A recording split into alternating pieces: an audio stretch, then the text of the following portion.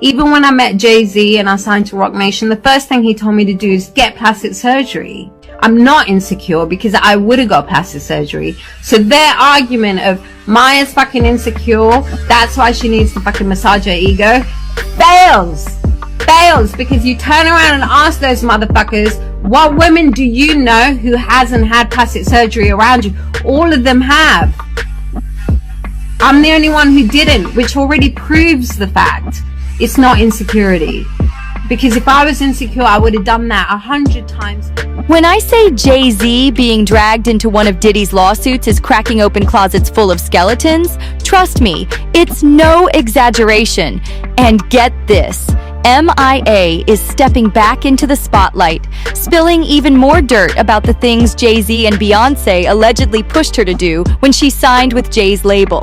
We're talking plastic surgery, satanic rituals, and yes, sex. Buckle up because this tea is straight up scorching. Let me set the stage. M.I.A. joined Roc Nation management in May 2012, just ahead of her fourth album, Matangi. But by December 2013, things had taken a dramatic turn. She announced she was cutting ties with Roc Nation, and word on the street is that this sudden fallout was triggered by some shady moves behind the scenes. Roc Nation allegedly pulled the plug on a trailer for a documentary that showcased her creative process and the intense work that went into her album. Now, when things soured completely, M.I.A. didn't hold back. She hopped on X, formerly Twitter, to make her exit loud and clear, stating, "I'm leaving Roc Nation. Thanks to everyone who supported the M.I.A. Takchir Matangi LP. Happy New Year!" But the documentary drama wasn't the only thing driving her out. According to M.I.A., her 2013 album faced multiple delays she linked directly to her dissatisfaction with Roc Nation. Here's where it gets juicy. M.I.A. chalked it all up to creative differences. She openly said the label wasn't happy with her vibe. In her words, "At the moment, I've been told it's too positive, so we're having a bit of an issue at the label. They're like, you need to darken it up a bit.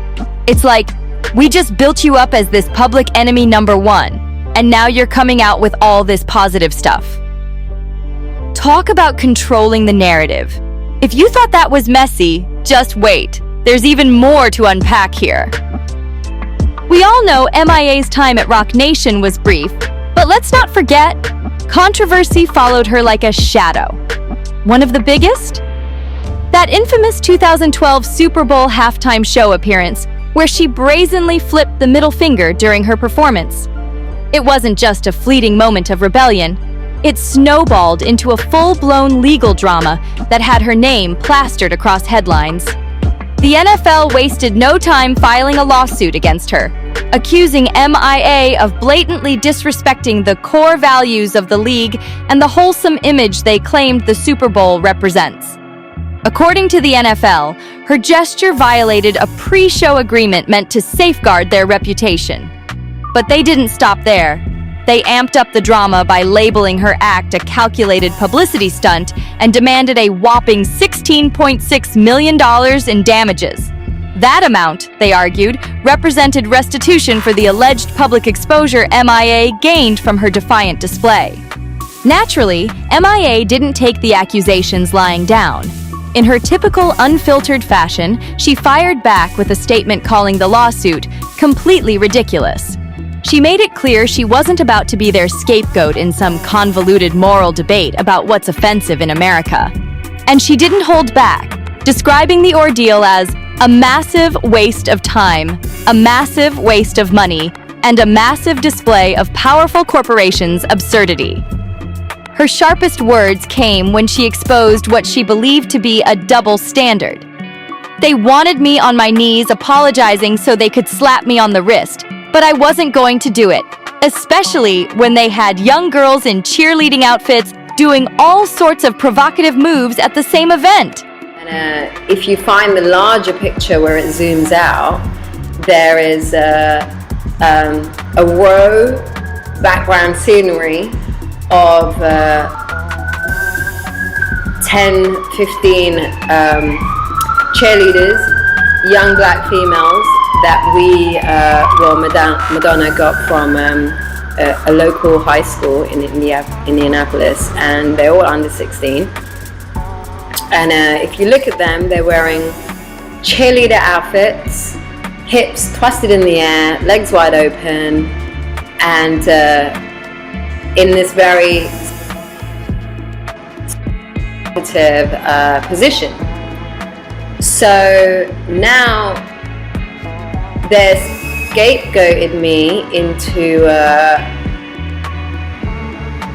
figuring out the goalposts on what is offensive in America. Like, is my finger offensive, or is that underage black girl with her legs wide open more offensive to the family? Mic drop, right? But here's where it gets even messier.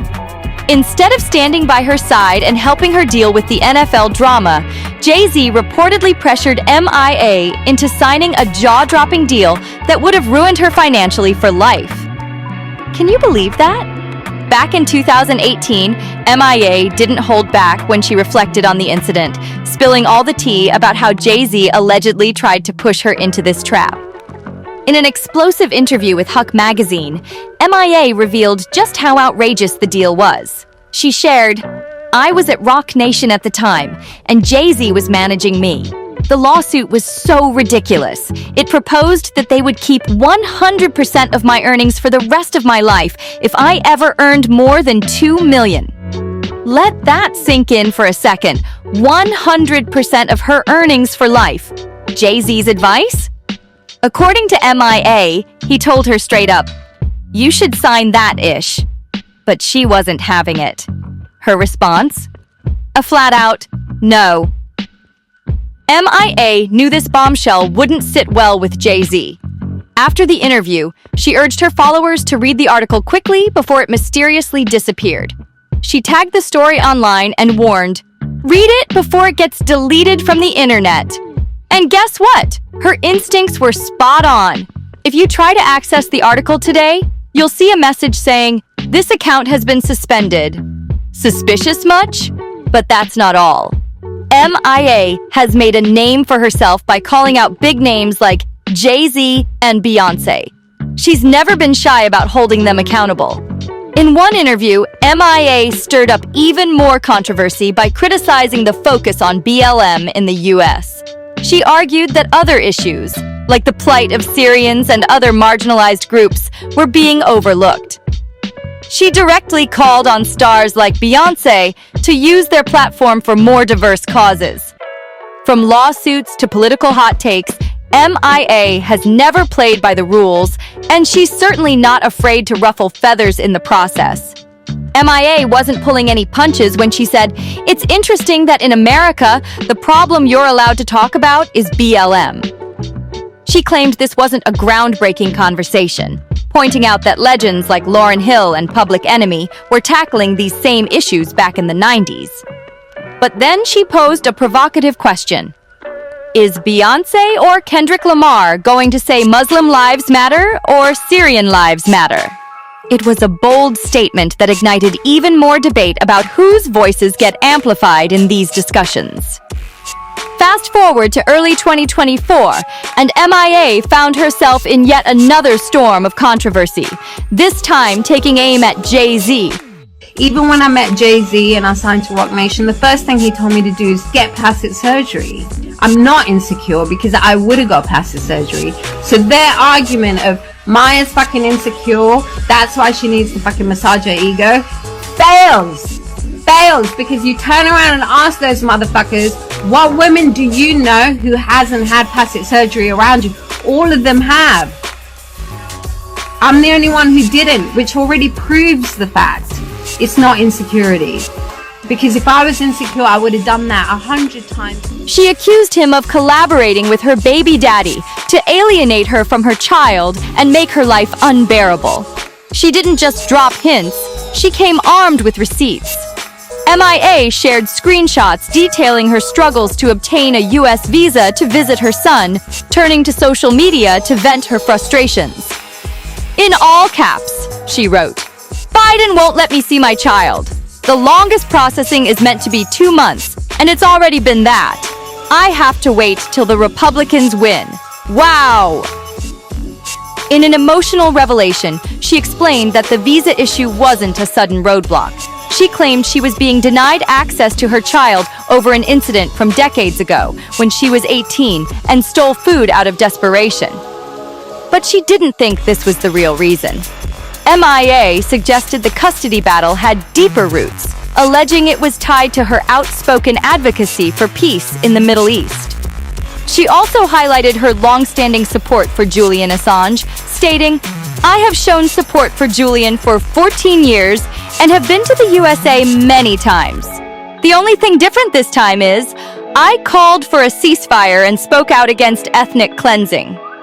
Then came the gut-wrenching ultimatum she claimed to face. "I am forced to pick between my child and speaking up for what's right by God." But that wasn't the end of it. M.I.A. accused the U.S. government of being perfectly fine with her child being raised by a family tied to scandalous activities.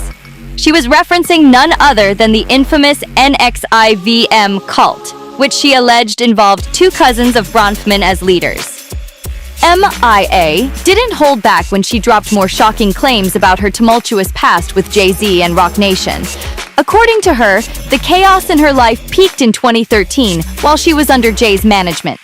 She alleged that he was being paid by the Bronfmans to make her life miserable, a claim that only adds another layer to this tangled web of accusations. She even revealed a new reason why her Matangi album was buried that year, saying, "I sacrificed my career for my child. They ripped me off, copied my style, and gave it to their puppets while shadow banning me on every platform. But despite everything," she added, "it was worth it to save him from the madness of what you know now." But the allegations didn't stop there. M.I.A. accused Roc Nation of completely abandoning her when she needed help the most. She claimed that on the very day she was served legal papers, all communication from Roc Nation ceased. Her emails to Jay-Z allegedly disappeared from her inbox as if they were wiped clean. She also said her house was broken into, her laptop was stolen, and she was left trapped in Brooklyn under a legal order that prevented her from leaving for a staggering 15 years. Things got even more personal when M.I.A. alleged that her son was vaccinated without her consent by Aurora James, who she claims is a close friend of Beyoncé and Solange. According to M.I.A., this move was made purely to provoke her, as her family was well aware of her anti-vax stance. She stated, "They knew I was against it, and they called me out for it. The sole reason they vaccinated my son was to get under my skin." She made it clear she holds Aurora James responsible for what she saw as a blatant act of defiance. In another bombshell, M.I.A. claimed that after signing with Roc Nation, Jay-Z told her she needed plastic surgery because she wasn't pretty enough. But it doesn't stop there. She also accused him of being involved in satanic rituals. She alleged he pressured her to participate in blood rituals to boost record sales, a line she absolutely refused to cross. The accusations paint a chilling picture of manipulation, betrayal, and the dark underbelly of the industry. M.I.A. once again proved that when it comes to telling her truth, she doesn't pull any punches. It's wild to think Jay-Z allegedly told M.I.A. to get plastic surgery when she's already drop-dead gorgeous, and you'd never guess she's 50. But that's just scratching the surface of this story. Many believe M.I.A. calling out Jay-Z only amplifies the scrutiny around his behavior, especially during the pandemic era. And let's not ignore the part where M.I.A. claimed she was asked to participate in satanic rituals to sell records. Shocked? Some people aren't. There's been a steady stream of allegations over the years linking the Carters to dark practices. One of the loudest voices? Jay-Z's former friend, Larry Johnson.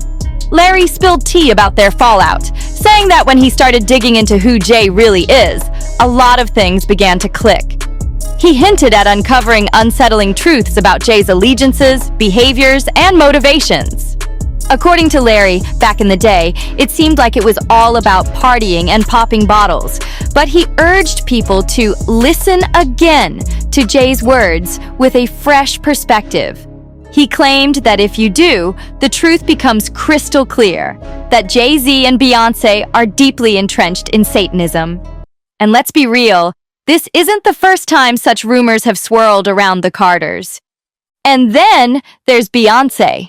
She's no stranger to similar allegations, with countless whispers about her being involved in ritualistic practices. So when M.I.A. mentioned being asked to partake in blood rituals, many didn't bat an eye. For some, it just reinforced what they already believed, that the entertainment industry has a sinister side, with the Carters allegedly at its center.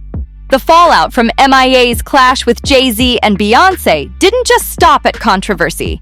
She claimed it led to her being blackballed, much like many other artists who've dared to speak out. This so-called industry exile might explain why M.I.A. faced such hurdles in her career, despite her immense talent and creativity. Some people have gone so far as to claim that M.I.A. suffers from serious mental health issues, labeling her a conspiracy theorist, all because of her fallout with the Carters. It's almost as if anyone who dares to go against them gets pushed into a corner they can't escape. According to many, M.I.A. has become yet another casualty in a long line of people who've had their careers derailed after crossing paths with Jay-Z and Beyoncé. But not everyone sees it that way. Some argue that M.I.A. brought these challenges on herself, suggesting she made choices that sabotaged her own career. Still, the big question remains, would she have done better if she'd never worked with Jay-Z? Was her downfall a direct result of their association, or was it the price she paid for exposing what she believed to be the truth? And what about the bigger picture? Is M.I.A.'s story just another statistic in the alleged trail of careers ruined by the Carters' influence? Or does it speak to the struggles faced by anyone bold enough to challenge the powerhouses of the entertainment industry? I'd love to hear your take on this. Do you think M.I.A.'s career could have soared if she'd taken a different path? Or do you believe the forces against her were just too strong? Let me know in the comments. Don't forget to like this video, share it with your friends, and subscribe to the channel for more deep dives like this. Hit that notification bell so you never miss an update. And as always, see you on the next one.